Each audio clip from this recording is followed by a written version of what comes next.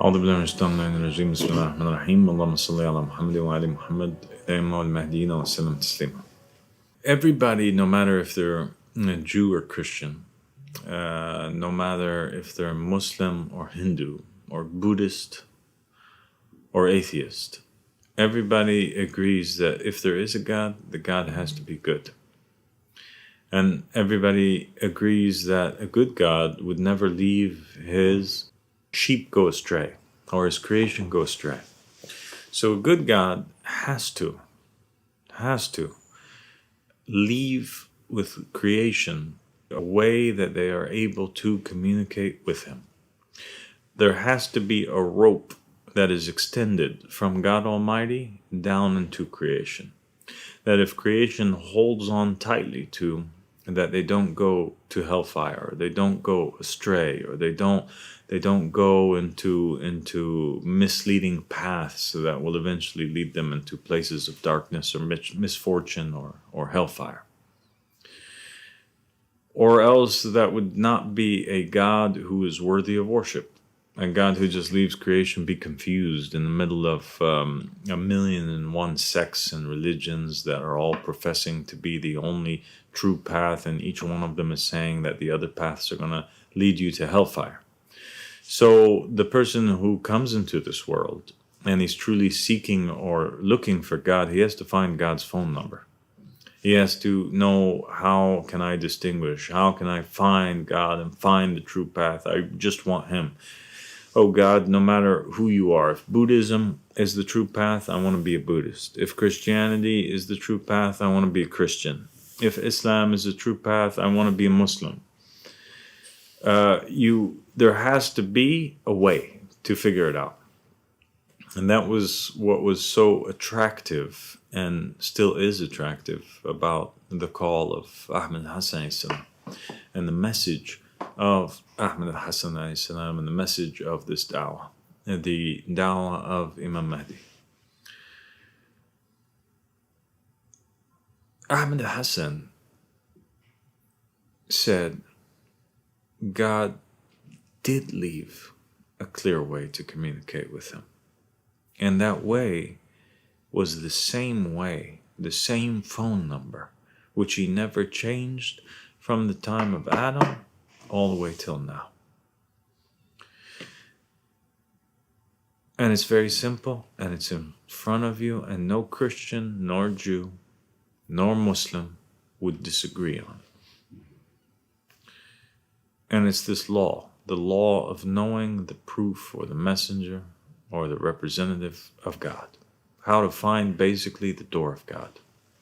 God has to be the one who appoints his messenger or his vicegerent or his successor. And that's what we find in the book of Genesis, and we also find in the Quran that God says, Inni ja'alun fil ardi khalifa. Verily, I am making in the land a successor, a vicegerent. He is the one who is publicly appointing Adam in front of everybody. When Adam goes to creation, he can easily state, when they say, who are you? He can say, I'm Adam. And everybody knows when he says, I'm Adam, that he's the one who's appointed by God. Nobody else can go forward and claim to be Adam. Only Adam can claim to be Adam. So this divine appointment has to be enforced, protected. Nobody can claim it except for its companion. After God appoints Adam publicly, God, وَعَلِّمْ آدَمَ الْأَسْمَاءَ كُلَّهَا, and God taught Adam all of the names. He gave him all of his knowledge. So this messenger of God, who stands on the door of God, who stands on the path of God, guiding people towards God, has to be an infallible individual who knows all things and is able to answer any question posed to him by creation. There cannot be somebody who's standing at the door of God and there be other people who are more knowledgeable than him. Well, then, if that was the case, then they would be more deserving to be standing at the door of an all-knowing God.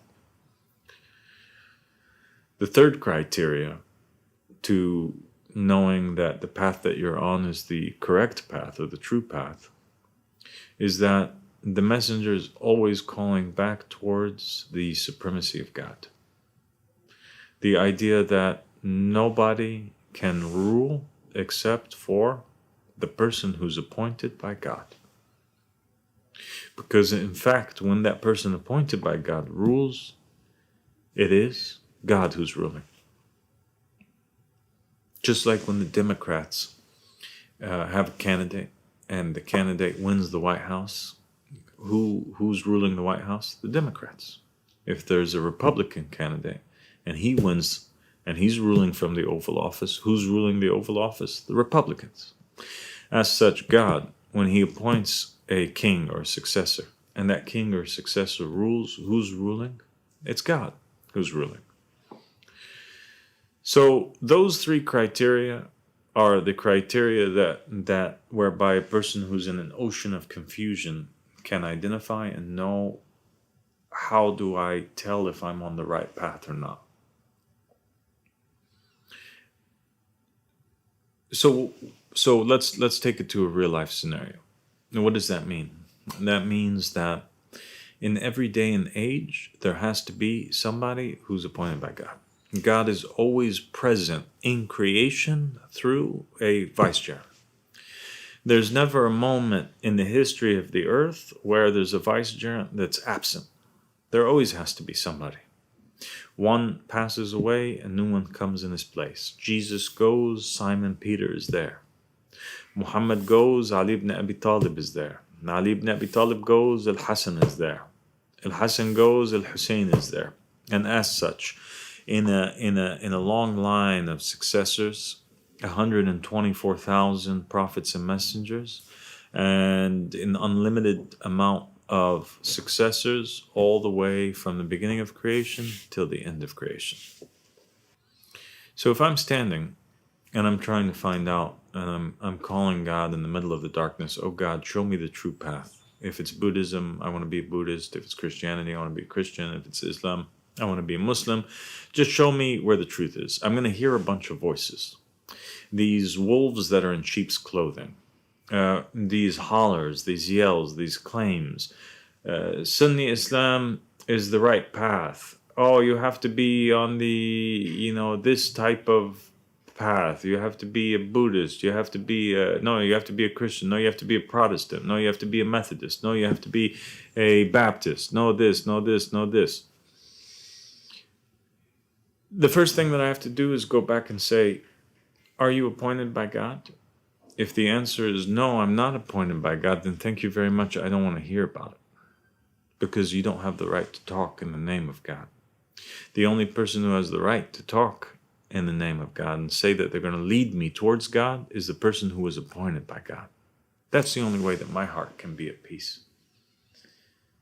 Right or wrong? So I have to find that person who's coming to me and he's claiming to have been appointed by God.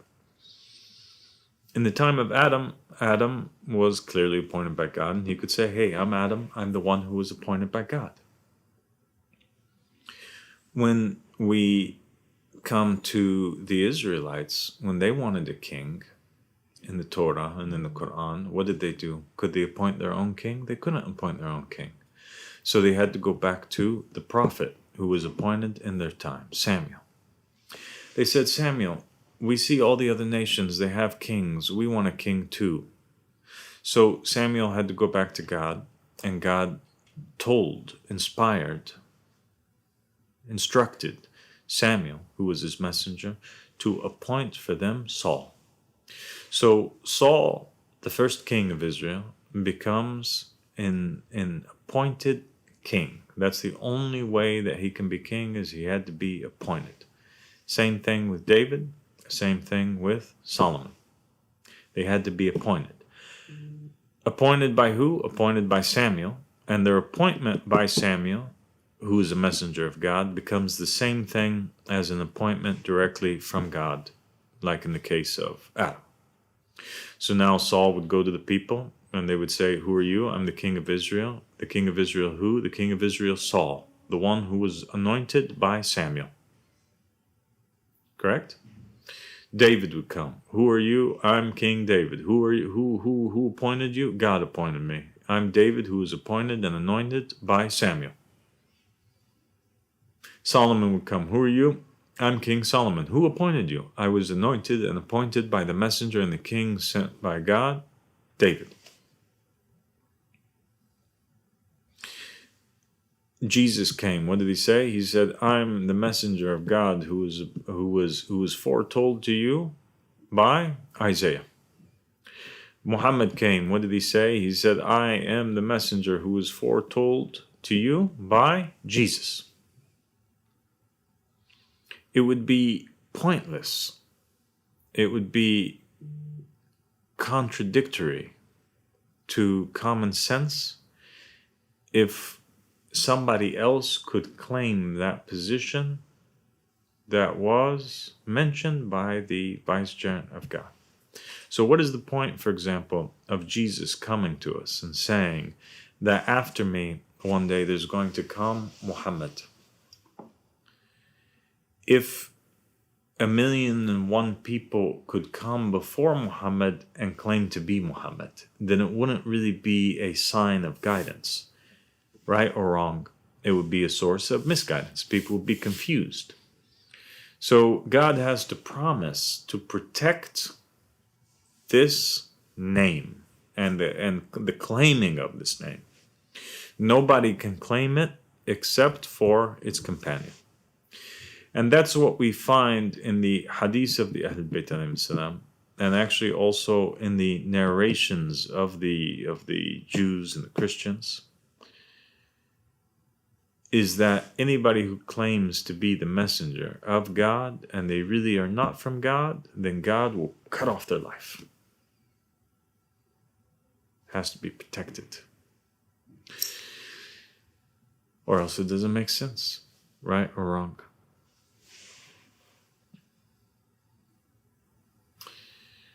So, therefore, we find that before Jesus claims to be the one who was sent and mentioned and prophesied by Isaiah and by the prophets before him, nobody else claims to be that.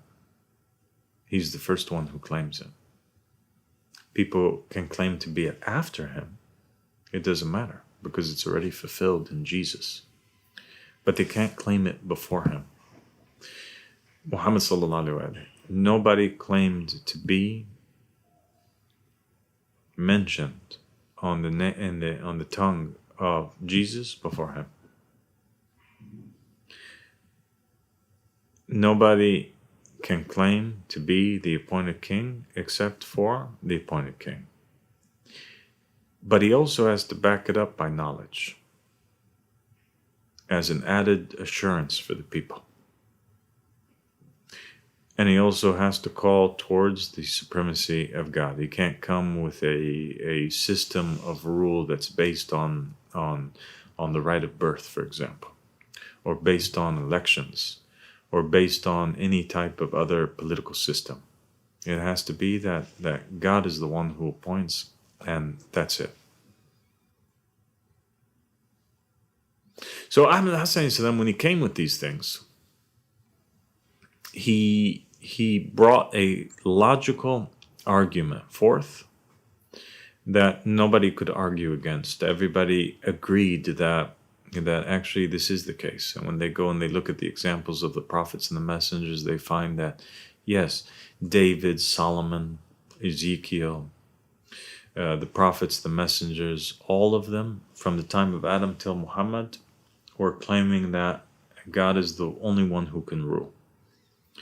God is the only one who can appoint a king, a messenger, a vicegerent.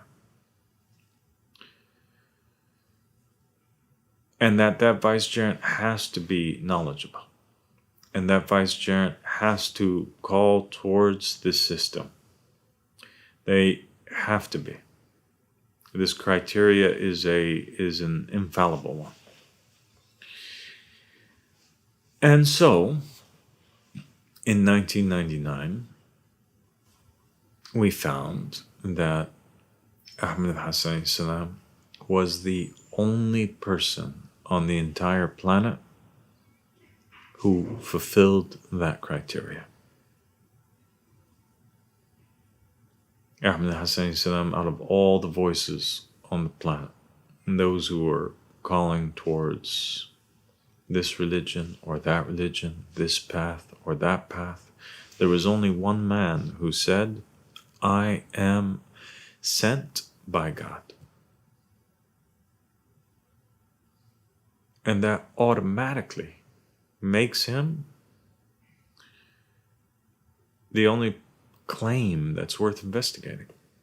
Because we don't want to hear about religion from somebody else who woke up in this world just as confused as everybody else and didn't have divine enforcement or inspiration or conversation or instructions from God. Correct or no? When we looked at Ahmed Hassan salam, what is this man saying? He was raising a book. And he was saying, you see this book? What does it say? And it had in there a narration that was written by Imam Ali alayhi salam, who was the successor of Muhammad sallallahu alayhi wa alayhi, and the husband of Fatima al-Zahra, the daughter of the Prophet. And it was the will of the Prophet Muhammad sallallahu alaihi wasallam. So on the night of the Prophet's passing, the Prophet wrote a will.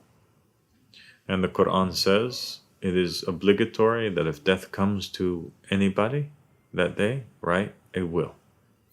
And the Prophet Muhammad sallallahu alaihi wasallam, being a great prophet and messenger to mankind, and being a man of great authority, he was ruling a nation now of Arabs. He had united all these tribes. There was over 140,000 members of the religion of Islam, and under his political rule.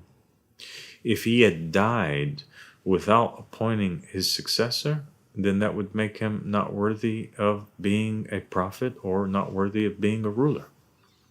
In fact, it would make Umar and Abu Bakr and Uthman, who were not prophets, not divinely appointed, it would make them more intelligent than he was. Because Abu Bakr, before his passing, he appoints Umar. And Umar, before his passing, he appoints a little lajna, or a committee of individuals that would vote on who would be the successor after that.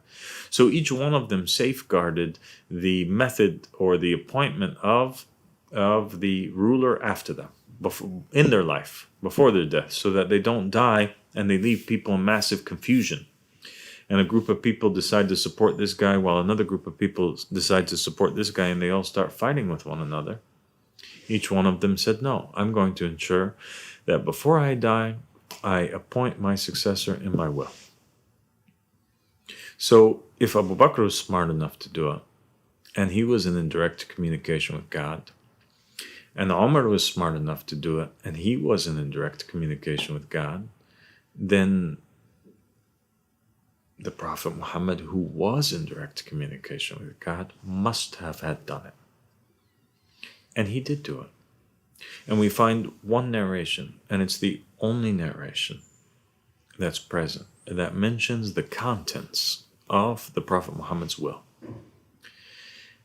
And in that will, the Prophet Muhammad ﷺ says, I'm going to give you a book that if you hold on to it, you will never go astray. So now there's a promise.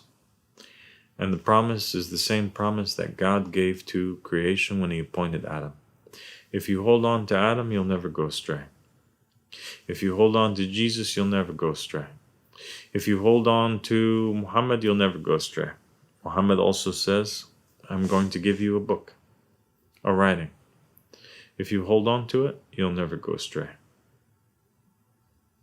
The companions, they said, no, the Quran is enough for us. We don't need this book.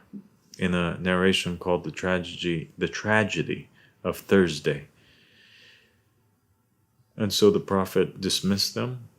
And when he was with his close companions and with his successor Imam Ali, he instructs him to write the will. In it, the Prophet says, after me, there's going to be 12 Imams. And after them, there's going to be 12 Mahdis. And then he names one by one the names of his successors, starting with Imam Ali. And he says, Imam Ali, when death comes to him, he should pass on the imamate. He should pass on the divine office to Imam al-Hasan. And when death comes to Imam al-Hasan, he should pass it on to Imam al-Hussein. And as such, from Imam to Imam to Imam until he reached the 12th Imam. And then he said, and when death comes to him, he should pass it on to the first of the believers. And he names the names of the 12 Mahdis. Well, at least the 3 first of the 12 Mahdis. Ahmad and Abdullah and Mahdi.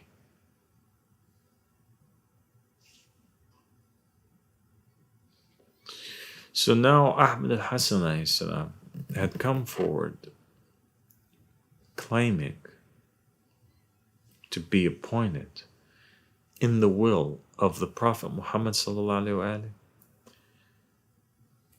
wasallam, which the Prophet Muhammad said that if you hold on to it, you'll never go astray. Now I'm forced to, as a believer who's searching for truth, I'm forced to submit to that. Because he came to me with a letter of appointment from the Prophet Muhammad sallallahu alaihi wasallam himself. If we say, oh, but he might be a liar, anybody could claim to be Ahmad. If we believe that anybody could claim to be Ahmad and that he might be a false claimant, then this is not a letter that safes and safeguards against misguidance. And therefore, the person who wrote it and said that this is a letter that safeguards against misguidance cannot be a prophet. And actually, the legitimacy of the whole process is drawn into question. Because now, if Ahmad al-Hasan can claim to be Ahmad in the will, but he's not, well then what stops Muhammad from having claimed to be mentioned on the tongue of Jesus when he was not? What prevents Jesus from claiming to be the one who was prophesied by Isaiah when he is not? So the whole thing tumbles and crumbles, and it becomes an ocean of confusion. And there's no way to tell who is the truthful one and who is truly a messenger from God, except if God was to open up the skies and appoint himself.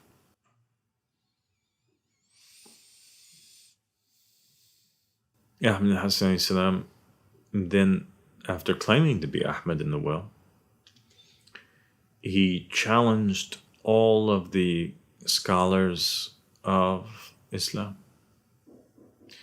and the scholars and the priests and the preachers of Christianity and the rabbis of the Jews. He said, I am more knowledgeable than the Jews in regards to their Torah. I'm more knowledgeable than the Christians in regard to their Bible, in regards to their Bible. I'm more knowledgeable than the Muslims in regards to their Quran.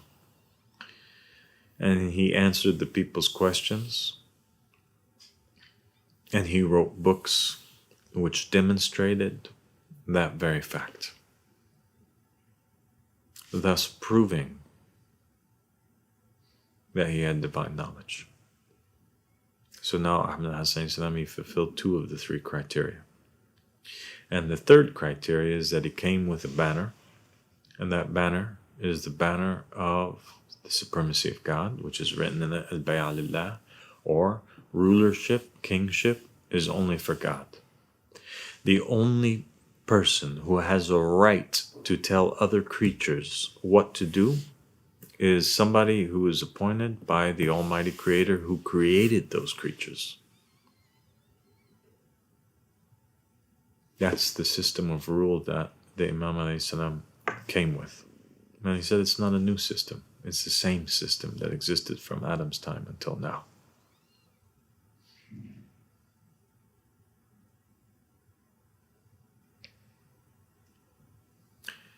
All of the other scholars in the time of Ahmad al-Hasan's emergence and appearance were calling, for example, towards elections, or supporting this candidate of the Marja or that candidate of the Marja, this Republican candidate, that Democratic candidate.